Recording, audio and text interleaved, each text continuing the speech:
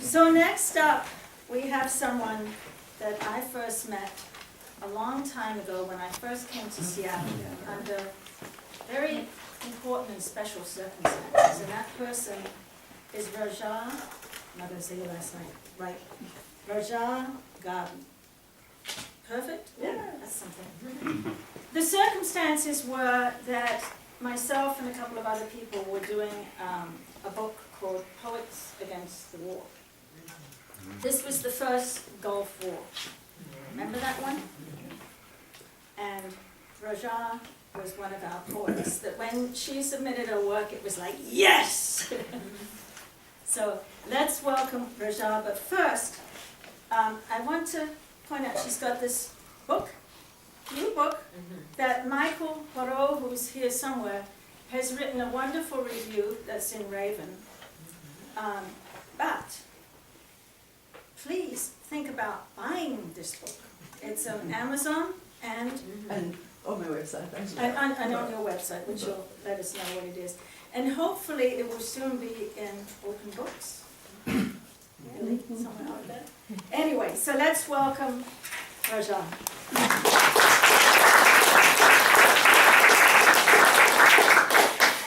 Taking the house first. She was here. Thank you so much for coming. It's our collective reading. I'm very, very happy to be part of it. Thank you, Raven. Thank you, Michael Porot, very much. Thank you, Seattle Arts Commission. It used to be called Seattle Arts Commission for the grants that made this book possible. And yes, let me say thank you so much, not for protocol, just from experience, to this land and especially to the whole forest. It has been my greatest love story. Of course, we're standing here. This is what feeds us. Every cell in us has, in my family anyway, for 30 years since we came. And it's a place of pilgrimage when I'm not in the United States. So of course, with thanks and forever honest and persevering intentions to heal it in every possible little way. Even if it's really small, it's a drop in this big bucket, however. Apparently, there is a proverb in Tunisia that says, from droplets, rivers fill, and do go to the ocean. So everything counts, every little effort counts.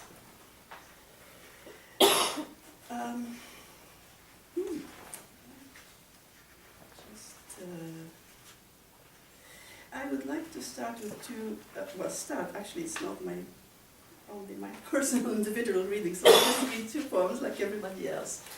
But I need to give you a little bit of information.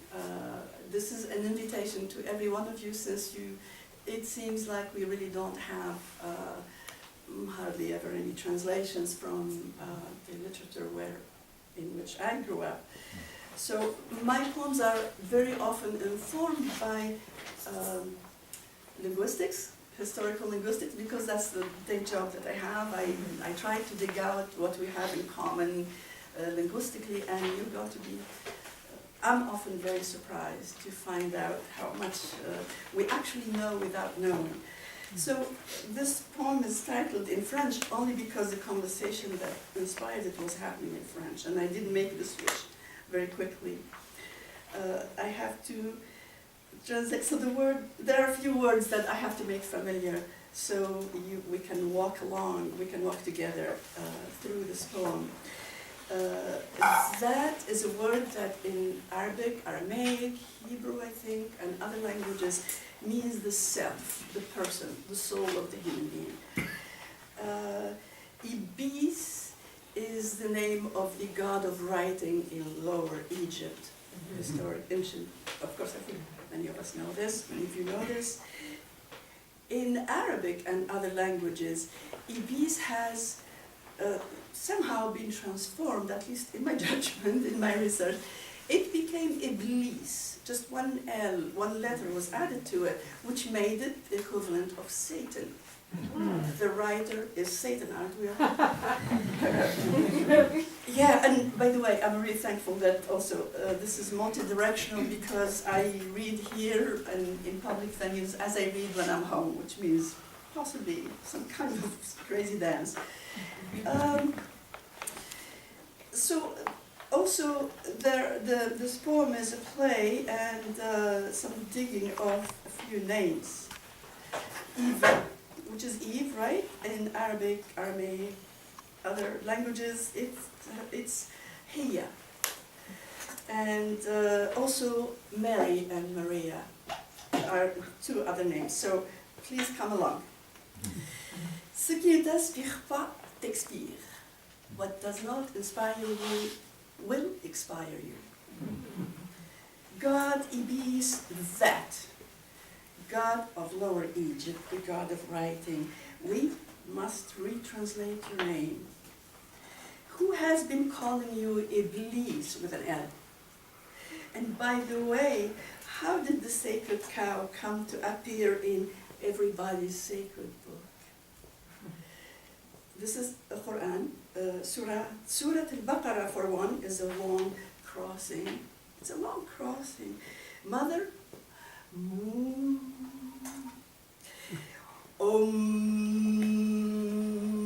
Buddhist Zen call to the creative powers of the great mother of all.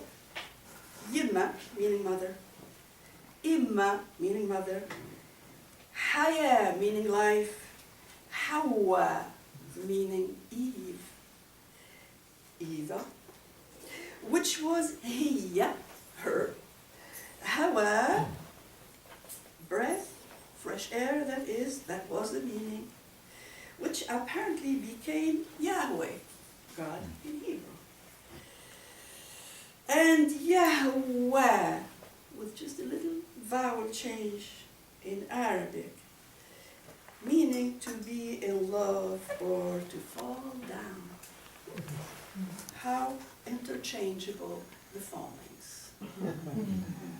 Did the cow survive in everybody's book because of the sacredness of precious life that milk symbolizes? Not as in the commonly mistranslated Al-Jannatu tahta aqdam al-ummahat, meaning that paradise lies under the heels of mothers. Language detours, lapidary inscriptions on the psyche of everything that breathes. Let there be light. Let there be light. By the way, let there be light was and still is the call of many an African midwife, woman, man, and child, for the baby being born to come out of the protective darkness of its mother's womb. What, a natural outcome? What do you think? My beautiful poet, beloved brother, lover of all lovers, the moment must be ours entirely. And tell me, where should it be?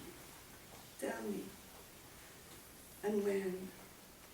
By Sheba's emerald landscapes, or Solomon's nightmares or dreams of the sea.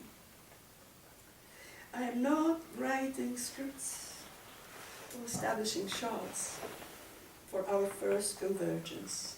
They are writing themselves, and what hilarity. What hilarity. What hilarity. Was that too much Arabic, too much Hebrew, too much Sanskrit? I'm looking for the other poem.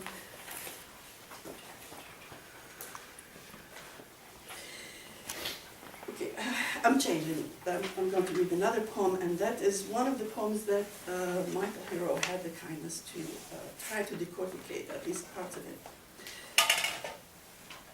What happens here, or what inspired this poem, is that I've been to a few places on this beautiful Mother Earth, and honestly, for like 3 or 4 decades, I walk into bookstores and libraries and whatnot, and I look for, poetry translations from the part of the world where I come from, which is North Africa and the whole continent. And I find books about political science and kind of cheap writing about that sometimes.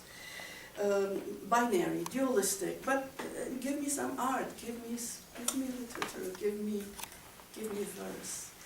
So I very often, whatever capital I'm in, I walk out and I don't buy the books because I can't find them. But I find the information or the presence or the territory or whatever it is, the spikes that inform those books that I cannot buy. They're not good for my daughter. They're not good for your sons. They're not good for our grandchildren.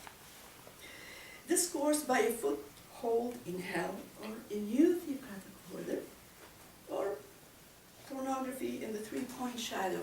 You choose the title. There are 3 titles here. And by the way, I come also from a background of filmmaking, so the 4-point shadow is actually antithesis to lighting for film. We need some lighting, otherwise there's no film, there's no picture, right? You can't reproduce anything without light. So you can really, literally, you can shoot some wonderful footage with just one light in front or to the side. But you need also, sometimes you want to get complex. You add another light. Then you have other aspects and angles of that image. Now if you have a third light, we're getting very artsy. And you get some wonderful results either way. So the poem is based on 3-point shadows, and may we never need that again. We are often illuminated through advice by many hooks and darling crooks. Innuendo, suggestion, and raw brilliances to exchange someone's paragons of uncultural insanities for some other uncultural insanities. There are at least 2 archaeologists here who know what miracle saved parts of Europe and its heirs from the carnages of Elizabethan England's cosmetology. Same as that of most mammals, the devil's ass is comprised of 2 halves. Exchanging the right side of it for the left one is no angelic metamorphosis. Parity in numbness of the heart is credence and wealth of the fool. Or is the god's neck too prolonged for close-range focus? In a castella of crotch oblivion, everything sells, including the verse. Of course, in the name of the forsaken, it is one thing to consume anemic intellect, quite another to waltz with the veracity of a true creator. If ruminations of minimalist anatomy, of global pain continue, perhaps because we have not yet deemed it poetic to dilapidate precious ink on signposts of salted grounds, truth is never subjective for those who crave it. Never subjective to those who crave it. Tabula rasa. Only a tabula rasa will embrace the living metaphor. You, me, us. If you wish, you can leave a pot of pre-Carthaginian geranium there before you go, should you choose to abscond. A Sada's eau de vie is ours and ours. First, to distill. A Sada means the great woman or the lady. And there's a reference to 2 Sufi poets there, and to Aisha, Muhammad's wife, the youngest wife, who was the editor of the Quran. And maybe I'll get lynched when I walk out of here, but I have to say it, and I said it. Thank you.